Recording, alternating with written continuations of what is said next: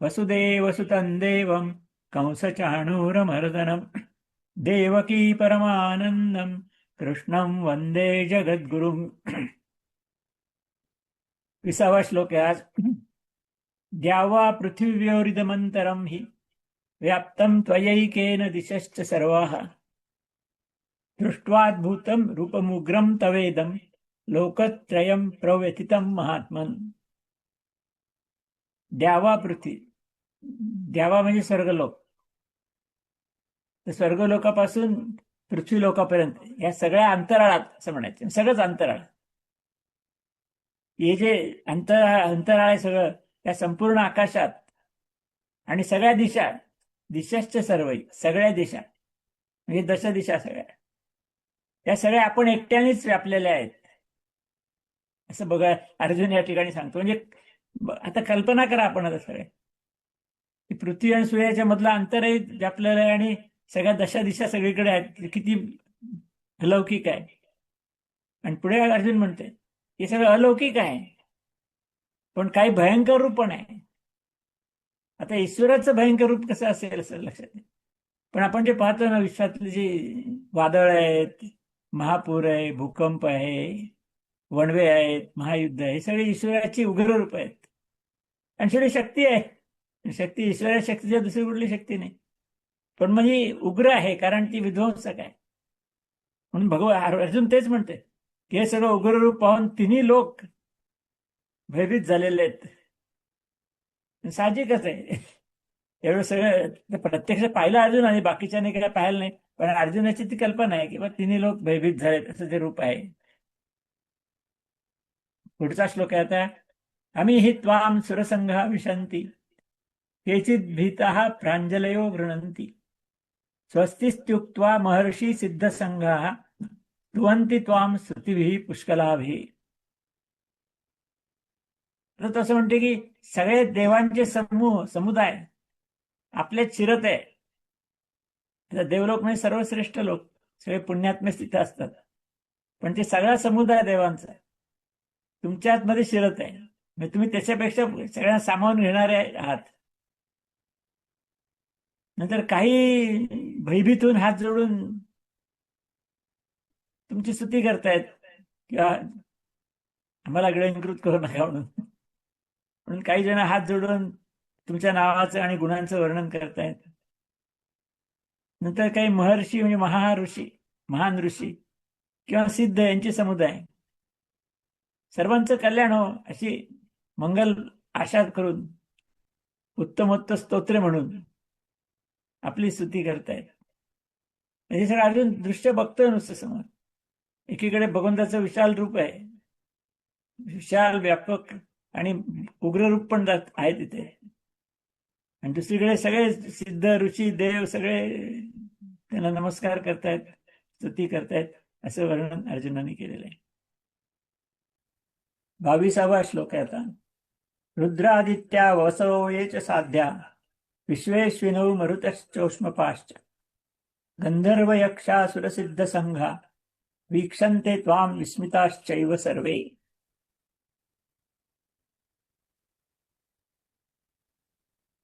अर्जुन वर्णन करतंय 11 रुद्र, 12 आदित्य, 8 वसु, सगळे गण, विश्वदेव, 2 अश्विनी कुमार, मरुद्गण आणि पितरांचे समुदाय, नंतर गंधर्व, यक्ष, राक्षस आणि सगळे सिद्धांचे समुदाय, हे सगळेच आले त्याच्यामध्ये.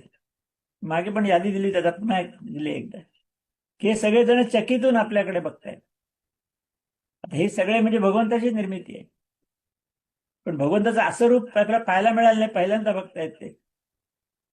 त्यामुळे ते आश्चर्यचकितून बघतायत की काय दिव्य रूप आहे भगवंताचं, असं वर्णन या ठिकाणी आलेलं आहे. पुढचा श्लोक आहे 23वा.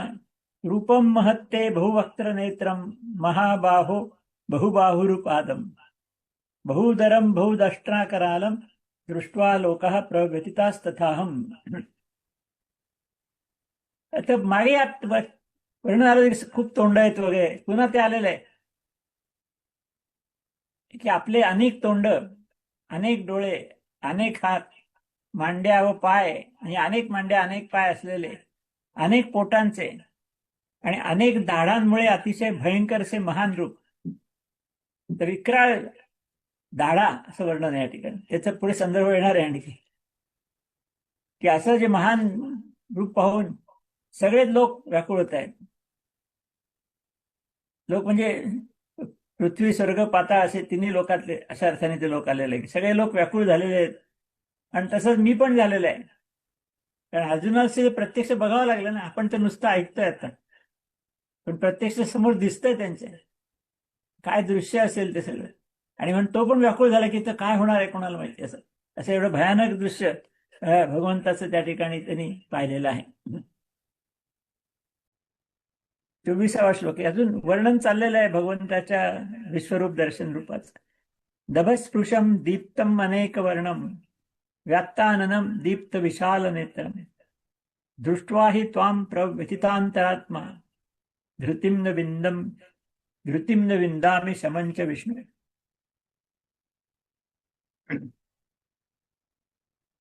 त्या वर्णात असं सांगितलंय की हे विष्णू, आता आणि विष्णू शब्द वापरलाय.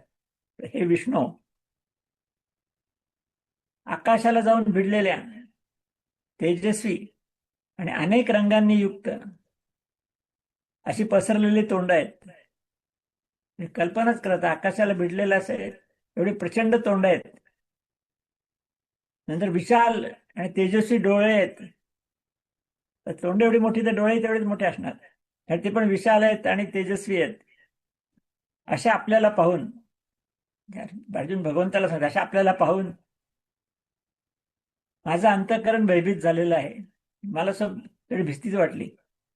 आता एवढं विशाल रूप पाहिलं की भीतीच वाटते ना. तर साधे माशी छोटीशी आहे बघा, पण सूक्ष्मदर्शक येताना तिचं एकदम विशाल रूप केलं की आपल्याला भीती वाटेल कुठला प्राणी आला. भगवंताचं एवढं विशाल पाहिलं की आकाशाला भिडणारं रूप पाहिलंय. त्या अर्जुन म्हणजे मी भयभीत झालेलो आहे. माझे धैर्य आणि शक्ती पण नाहीशी झालेली आहे. इतका तो घाबरलाय, इतकी भीती वाटली या रूपाला पाहून. आधी त्यालाच रूप पाहायचं होतं, पण रूप पाहताना ज्या लक्षात आहे फारच कठीण दिसतंय प्रकरण. आता म्हटलं की माझे देखील धैर्य नंतर शांती सगळं नाहीचं झालंय. इतका मी अस्वस्थ झालोय रूप पाहून.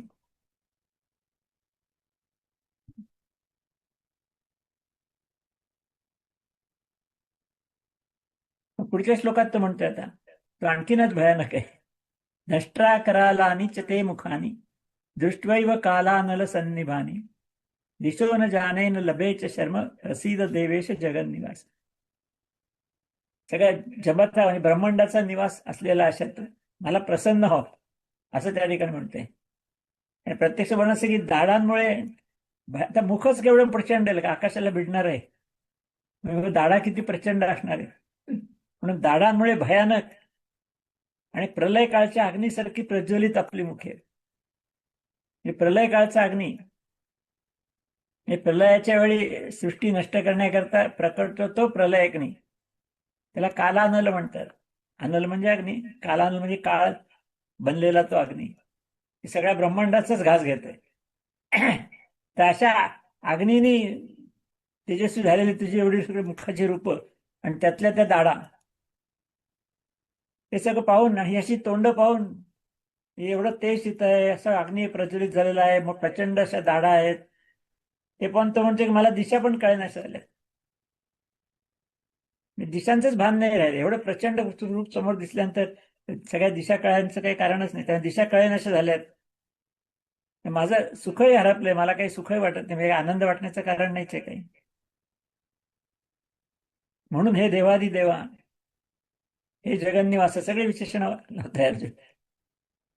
सगळ्या विशेषणांच्या पलीकडे असलेलं भगवंताचं रूप आहे. म्हणून हे देवादी देवा, हे जगन्निवासा, तुम्हाला प्रसन्न व्हावा. हे फार उग्र रूप पाहून माझं सगळं भयभीत झालेलं आहे. माझं सगळं धैर्य, सुखन, शांतीन सगळं नाहीसं झालेलं आहे. त्या लवकर प्रसन्न व्हा आणि खरं म्हणजे नेहमीचं रूप दाखवा असं त्याला म्हणायचंय. पण ते पुढे म्हणलेलं आहे तो, या रूपामध्ये आणखीन काही बघायचं आहे. खरं म्हणजे महत्वाचा भाग पुढे आहे की या रूपामध्ये सगळ्या भगवंताने सगळ्या रती महारथींना गिळंकृत केलेलं आहे. ते पुढच्या श्लोकात आहे. आता ऐका, मागच्या श्लोकामध्ये सांगितलं होतं की प्रलय काळच्या अग्नीसारखी प्रज्वलित असणारी अनंत मुख, हे काय दृश्य असेल. आणि परत विराट आहे पुन्हा. आणि पुन्हा ते सगळं पाहिल्यानंतर अर्जुन पुढे सांगतोय आता त्या मुखात काय चाललंय ते सगळ्यात महत्वाचं आहे. आम्हीच त्वाम धृतराष्ट्रस्य पुत्राः सर्वे सहैवाव निपाल संघैः भीष्मो द्रोणः सूतपुत्रस्तथासो सहस्मदीयैरपि योधमुख्यैः. पुढचा श्लोक जुने अर्थ एकदमच आहे. वक्त्राणि ते त्वरमाणा विशन्ति दष्ट्रा करालानि भयानकानि केचित् विलग्ना दशनान्तरेषु सदृश्यन्ते चूर्णितैरुत्तमांगैः. आता प्रलय काळच्या अग्नीसारखी अनंत मुख आहेत. त्या मुखात काय बघतोय अर्जुन की सगळे धृतराष्ट्राचे सगळे पुत्र, सगळे कौरव, सगळे त्यांच्या राजसमुदायासह, कारण त्यांनी बरेच राजे गोळा केले ते युद्धामध्ये, त्यांच्या राजसमुदायासह आपल्यामध्ये प्रवेश करतायत, म्हणजे या मुखामध्ये प्रवेश करतायत.